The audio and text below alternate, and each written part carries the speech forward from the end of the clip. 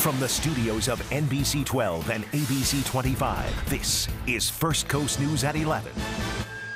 Almost impossible to imagine the suffering tonight. But I don't know where my son is. No one can tell me where my son is. Families bracing themselves for the worst while holding out hope for the best. So please just keep us in your prayers, and hopefully this madness could stop. An American pledges allegiance to the leader of ISIS just before committing the worst mass shooting in this nation's history. And for the 15th time, President Barack Obama has to address the nation with terrible news. Today, as Americans, we grieve the brutal murder, a horrific massacre of dozens of innocent people. Tonight, we have crews deployed across the state. I'm Anthony Austin in Fort Pierce, where we're learning more about the man who took 50 lives. I'm Brittany Dion. We're now at the Bear Doll Senior Center, where families are coming, looking for answers, enduring the agonizing wait to find out what happened to their loved ones. I'm Clark Foraker with the story of what it was like on the inside. Hear what one survivor of the horror is telling us tonight. We know enough to say that this was an act of terror and an act of hate. We begin tonight with First Coast News' Heather Crawford, live in Orlando. Good evening, and here we are 21 hours after the most deadly mass shooting in U.S. history. And behind me, Orange Avenue, where the Pulse nightclub is located just a few blocks away, remains blocked off. This road is going to continue to be blocked off throughout the night as investigators continue to process the scene and look for evidence. The focus right now is on identifying the victims. There were about 300 people packed inside this nightclub for Latin night when the shooting started around 2 a.m. The focus is on identifying those who are still inside and notifying their families. Some of the families have been told they may not be notified that their loved ones have died until tomorrow morning. Now, we have seen mourners come here tonight, place flowers behind me. I just spoke with one man who spoke with his friend who was a bartender at Pulse nightclub.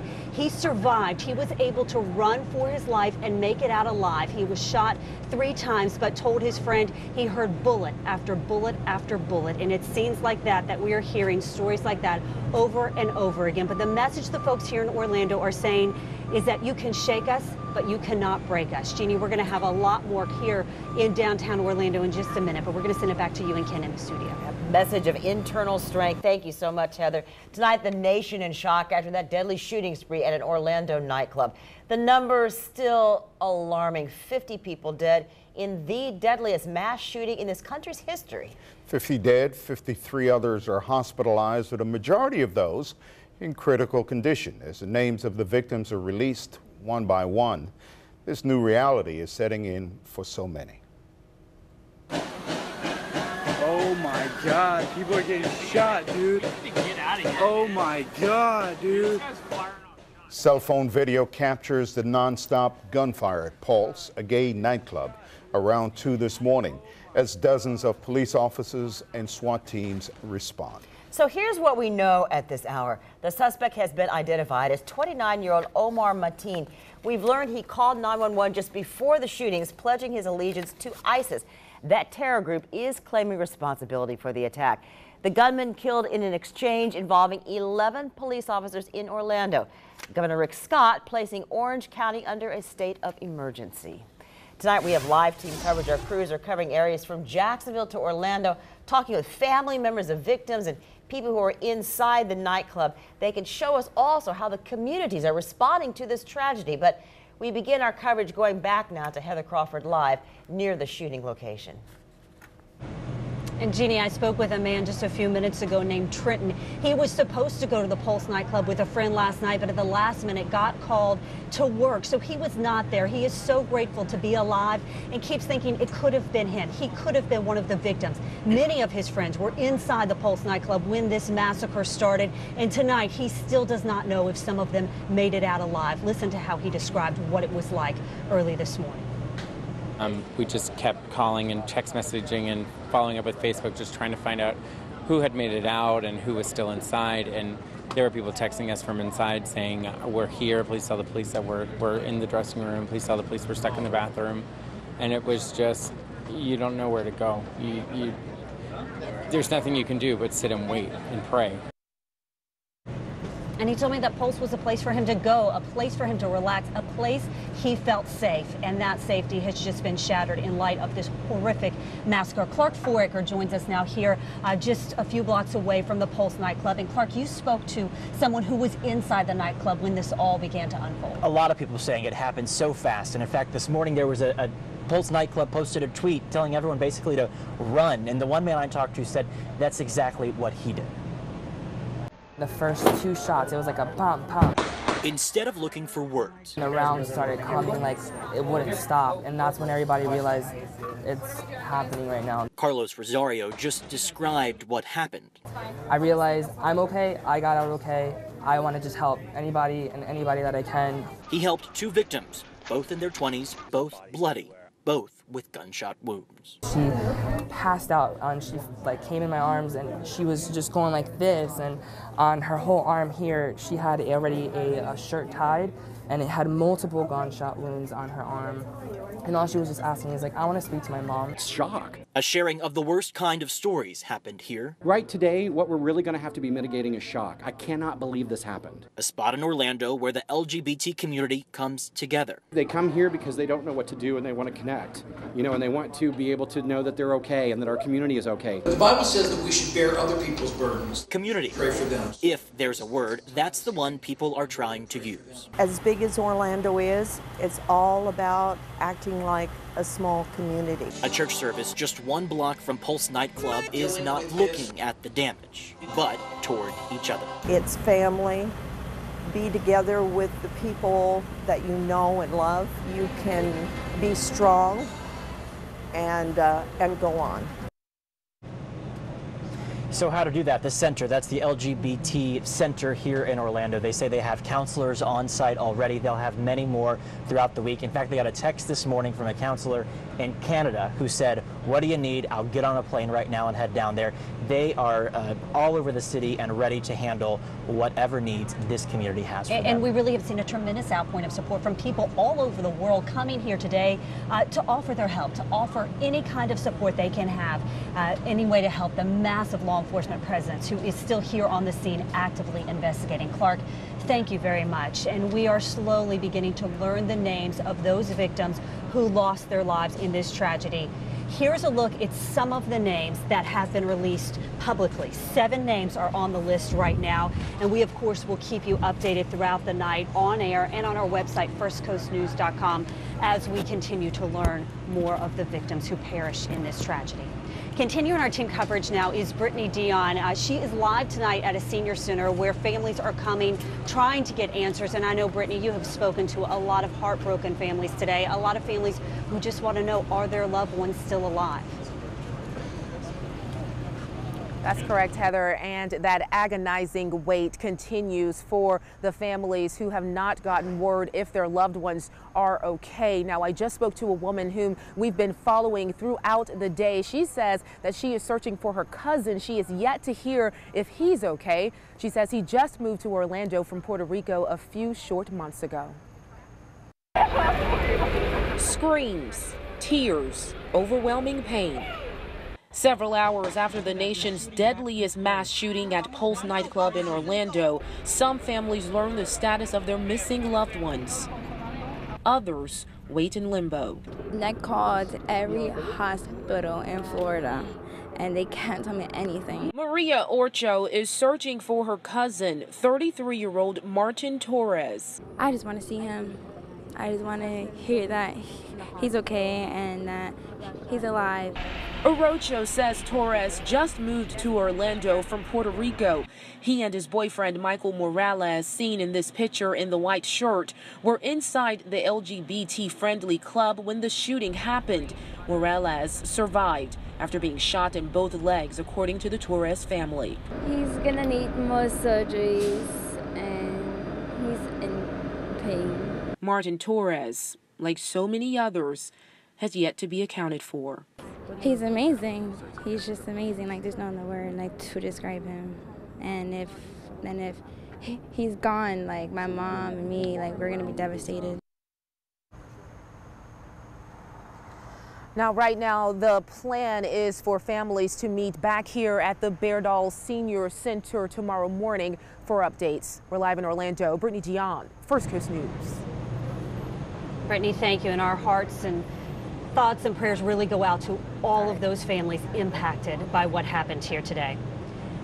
Now, the Orlando Police Department released a stunning photo of an officer's helmet that was hit by a bullet during today's mass shooting. The department tweeted out a message that said, "In the hail of gunfire in which the suspect was killed, an officer was hit. Kevlar helmet saved his life." And you look at that, and that is truly amazing. So tonight, a lot of people asking, who was Omar Mateen? Authorities are working to try and figure out what triggered this tragedy. Why now? Why Orlando? Why this gay club? We know that he called 911 after the shooting to pledge his allegiance to ISIS. We've learned that the FBI, after the shootings, also interviewed, or prior to these shootings, interviewed Mateen 3 times, starting in 2013, but he was not currently under investigation. Now, authorities quickly surrounded Mateen's home, and it is believed he lived in an apartment building in Fort Pierce, Florida, about a 2-hour drive from the Pulse nightclub here in Orlando.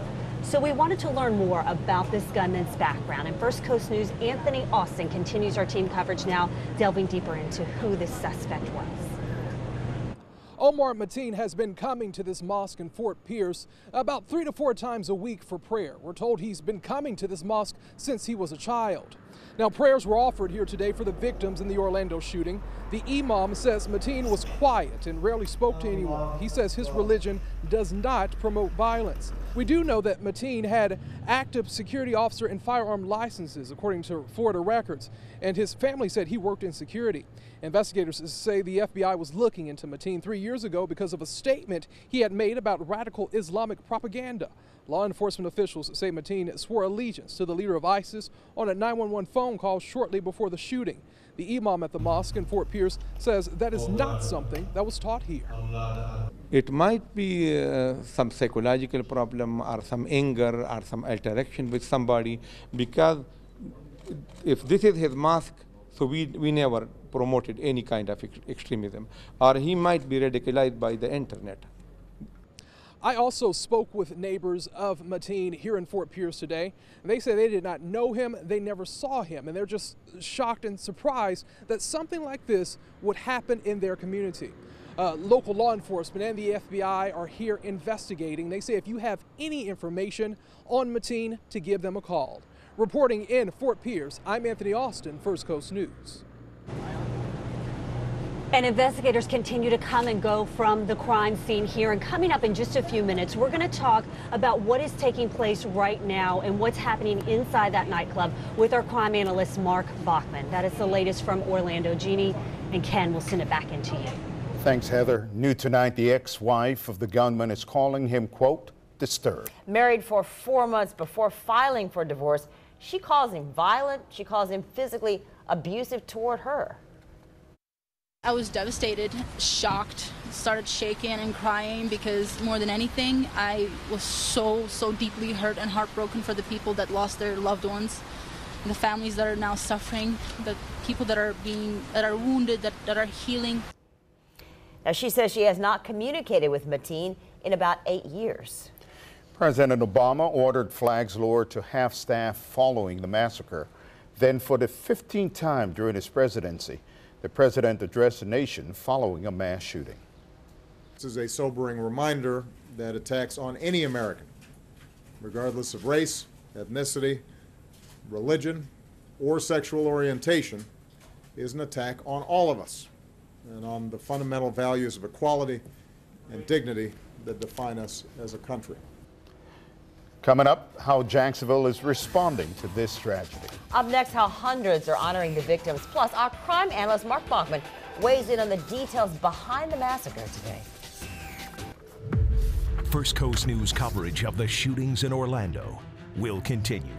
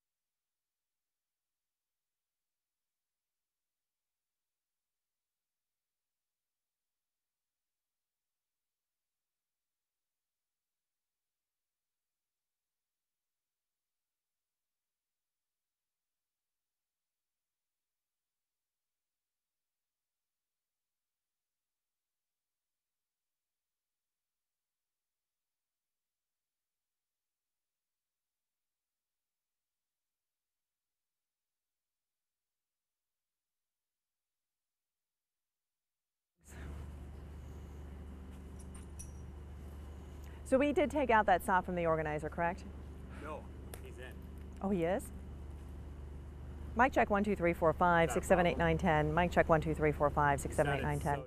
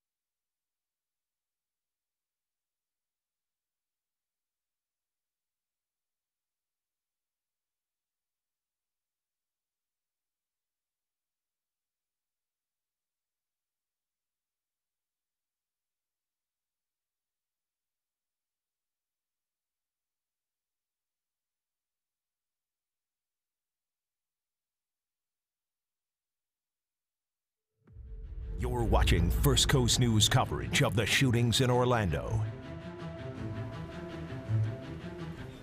Welcome back to our continuing coverage of the tragedy in Orlando.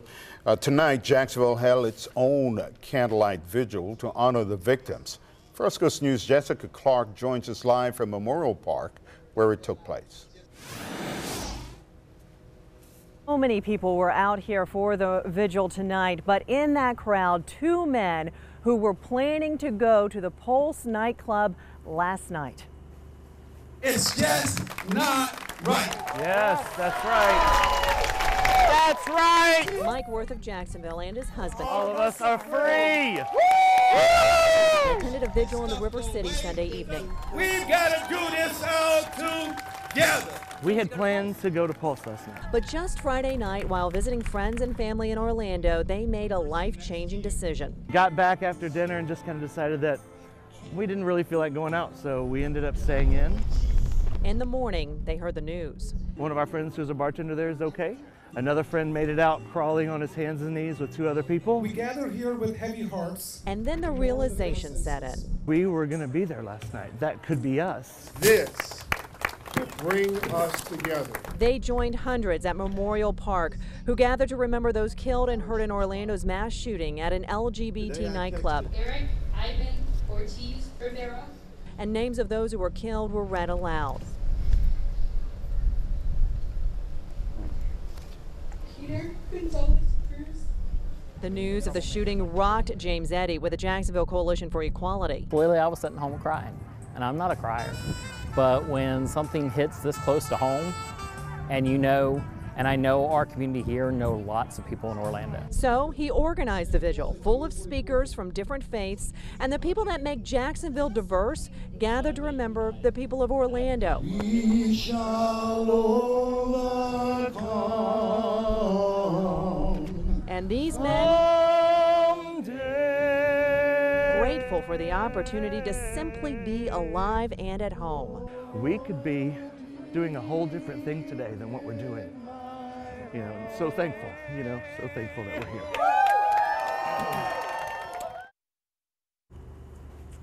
Now, the speakers tonight not only honored those who were hurt and killed in Orlando, but also called for equal treatment of members of the LGBT community here in Jacksonville. Live in Riverside, Jessica Clark, First Coast News. Thanks, Jess. Our community right here on our First Coast did not hesitate to act and reach out to help right away. We found long lines, including the One Blood location on the Southside Boulevard area. There's an urgent need for O negative and O positive, and you can find out still how to donate. Just go to firstcoastnews.com. You know, these kinds of tragedies always leave so many questions. It's very frustrating. So we're hoping to provide some kind of perspective for us tonight. Let's head back to Orlando, where Heather Crawford is standing by with our crime analyst, Mark Bachman. Heather? Ken and Jeannie, Mark Bachman has 30 years of experience in law enforcement, and I know you've been talking to a lot of your sources out here tonight, and I want to put this into perspective, because when you have one victim who is murdered, it takes hours and hours to process the scene, but when you have at least 50 people who died as a result of this is a massive crime scene.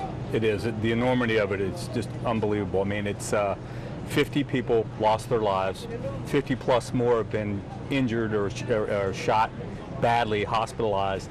It's going to take all night. This is where the true sweat equity of the work goes into this, to process this crime scene, to methodically go through it, getting additional medical examiner help they have. All those things come into play, and they'll be working on that all night. And something chilling that you shared with me is that some of your sources were telling you that inside the Pulse nightclub tonight, cell phones could be heard ringing. Yes, there was some going off next to the bodies, yes. And the message that we've heard over and over again is, don't let fear stop you from your daily life, from your activities. Police are still out there protecting us. I was talking to some people who do conflict management here, and they were telling me that, yeah, exactly, you have to go on with your life, you can't live in fear, and you have to go through your routine. We are protected, people out here protect us, the law enforcement is still going to do that, and you got to continue to live. Mark, thank you. And as law enforcement continues to investigate throughout the night, we're going to stay out here. We will continue having live reports online, and also tomorrow as well. We are here in Orlando overnight. Jeannie and Ken, we'll send it back to you in the studio. Thank you, Heather and Mark. We'll check on the weather after a quick break.